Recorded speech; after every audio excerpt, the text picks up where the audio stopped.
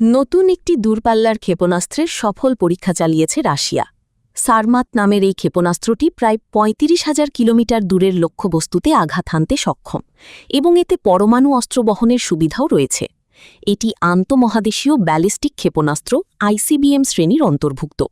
মঙ্গলবার ক্ষেপণাস্ত্রটির পরীক্ষামূলক উৎক্ষেপণ সম্পন্ন করে মস্কো।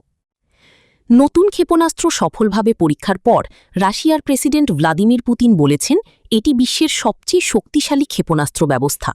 এই ক্ষেপণাস্ত্র পশ্চিমা সামরিক বাহিনীর কাছে থাকা যে কোনো কিছুর চেয়ে ৪ গুণ বেশি শক্তিশালী অস্ত্র বহন করতে সক্ষম।